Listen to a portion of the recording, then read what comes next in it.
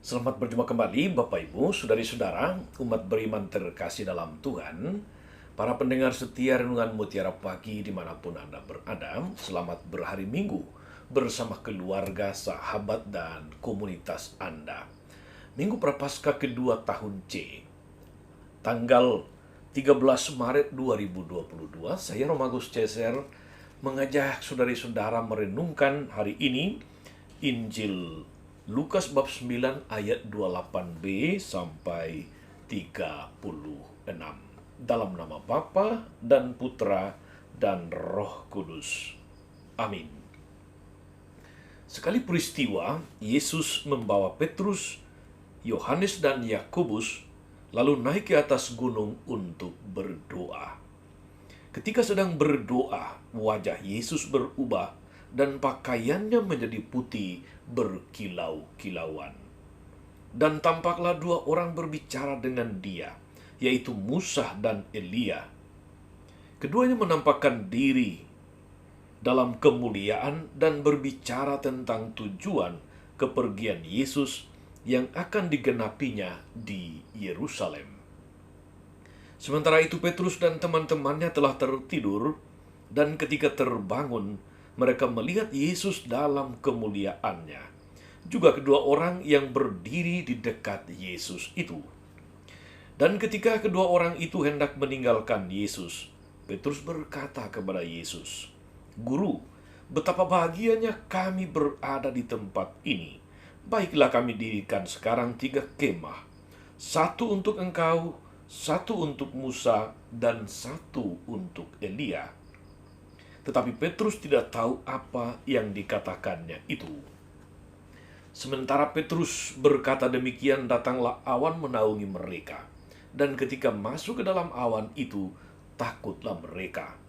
Maka terdengarlah suara dari dalam awan itu yang berkata, "Inilah anakku yang kupilih, dengarkanlah dia." Ketika suara itu terdengar, tampaklah Yesus tinggal seorang diri. Murid-murid itu merahasiakan semuanya itu, dan pada masa itu mereka tidak menceritakan kepada siapapun apa yang telah mereka lihat itu. Demikianlah sabda Tuhan. Bapak Ibu saudari-saudara, umat beriman terkasih dalam Tuhan kita Yesus Kristus. Perikop Injil hari ini bicara tentang peristiwa transfigurasi yang terjadi di atas puncak sebuah bukit. Bukit itu dalam tradisi seringkali disebut sebagai Bukit Tabor. Apa yang menarik saudara-saudari dari peristiwa Yesus berubah rupa atau transfigurasi itu? Mengapa tempat berubah rupa, tempat bertransfigurasi justru di atas sebuah puncak atau di atas sebuah gunung? Saudari-saudara, kita ingat bahwa yang namanya puncak itu adalah sebuah cita-cita yang ingin dicapai, sebuah idealisme dari sebuah perjuangan. Maka mendaki gunung atau mendaki menuju puncak itu adalah sebuah proses perubahan menuju cita-cita. Saudari-saudara, umat beriman yang diberkati oleh Tuhan, semua orang beriman, termasuk Anda dan saya, tentu berharap atau bercita-cita bahwa hidup kita baik dan diberkati Tuhan. Perubahan wajah Yesus yang bersinar itu menunjukkan bahwa manusia memang hanya bisa mengalami kemuliaan bila dia berani keluar dari dirinya sendiri. Bila dia berani keluar dari kebiasaan-kebiasaan lamanya. Bila dia berani keluar dari zona nyaman, berani keluar dari hidup yang datar-datar saja, harus berani berproses mendaki menuju puncak itu. Berani keluar dari kesibukan yang melelahkan untuk mendekatkan diri dengan Tuhan. Saudari-saudara, umat beriman yang terkasih, berani berubah, berani meninggalkan kebiasaan lama, berani meninggalkan hidup yang datar-datar saja, itu adalah jalan menuju kemuliaan. Itu anak tangga menuju kemuliaan. Berani membiarkan diri diproses oleh Tuhan dengan segala suka dukanya. Itu juga berarti bahwa kita berani meninggalkan segala sesuatu yang menghambat menuju puncak, yang menghambat menuju kepada kesempurnaan. Bapak Ibu, saudari-saudara pendengar setia Renungan Mutiara Pagi yang terkasih dalam Tuhan. Kita mendengarkan dalam perikop tadi, saudari-saudara, bahwa sesudah peristiwa itu, Yesus mengajak mereka turun gunung. Petrus merasa keenakan, maka dia berkata, baiklah kami dirikan 3 kemah, satu untuk engkau, satu untuk Musa, satu untuk Elia. Tapi Yesus mengajak mereka untuk turun gunung, turun dari puncak.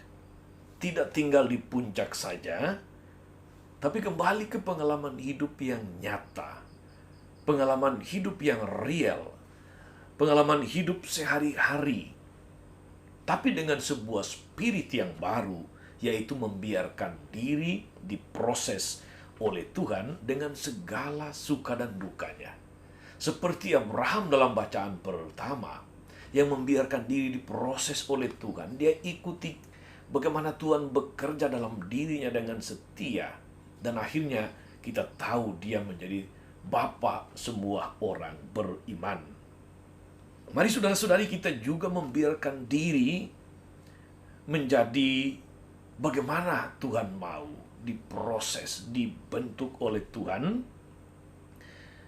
Seperti Abraham tadi, dia tinggalkan segala sesuatu, dia membiarkan kehendak Tuhan terjadi dalam dirinya. Itu juga berarti dia membiarkan atau menaklukkan kehendaknya sendiri di hadapan Tuhan. Kita ingat, Yesus pernah berkata bahwa barang siapa ingin menjadi muridnya, dia harus berani menyangkal diri, pikul salib dan ikut Yesus.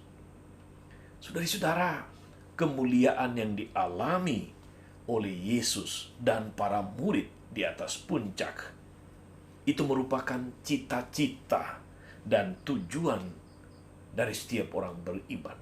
Cita-cita dan tujuan dari kita semua, yaitu masuk dalam kemuliaan, dalam persekutuan dengan Tuhan. Maka, saudari-saudara, mari kita membiarkan diri diproses oleh Tuhan, membiarkan kehendak Tuhan yang terjadi, karena itulah jalan menuju kemuliaan. Dalam Injil tadi di bagian akhir dikatakan bahwa ada suara dari surga yang mengatakan, inilah dia, putraku yang kupilih, dengarkanlah dia. Dalam seluruh proses membiarkan diri dibentuk oleh Tuhan itu, saudari-saudara, pedoman kita adalah mendengarkan suara Tuhan. Ingat, saudari-saudara, mendengarkan, bukan sekedar mendengar. Anda bisa mendengar dengan telinga, tapi untuk mendengarkan, Anda tidak hanya butuh telinga, tapi juga mendengarkan dengan hati. Dan ini yang seringkali butuh perjuangan. Mendengarkan suara Tuhan, mendengarkan Yesus yang berkarya, yang berproses bersama kita dalam hidup ini, sehingga seluruh hidup suka dan dukanya, pergumulannya, kegembiraan dan harapannya kita jalani, kita hidupi dalam satu semangat ikut Tuhan Yesus. Percayalah, pada akhirnya saudari-saudara, kita pun akan mengalami kemuliaan di dalam persekutuan dengan Tuhan. Tuhan Yesus memberkati. Maria Bunda selalu menolong, setia mendoakan kita semua. Amin. Allah Bapa yang penuh kasih, kami bersyukur atas peristiwa transfigurasi, di mana kepada kami disampaikan pesan bahwa kami semua akan mencapai kemuliaan dalam persekutuan dengan Bapa Surgawi, dengan semua orang kudus. Namun, Engkau tahu Tuhan, kami masih berada di dunia ini. Kami harus menjalani hidup dengan segala suka dan dukanya, dengan segala untung dan malangnya.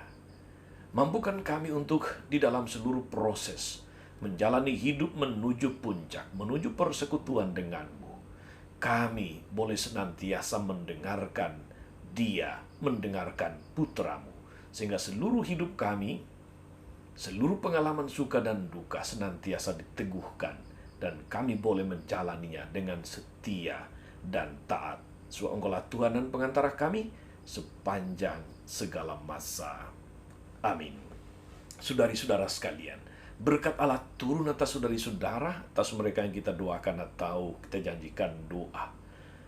Mereka yang sakit dan menderita, segala rencana, karya dan pelayanan sepanjang hari ini, Bapa dan Putra dan Roh Kudus. Amin. Jangan lupa like, subscribe, nyalakan lonceng notifikasinya. Salam 52, Tuhan memberkati.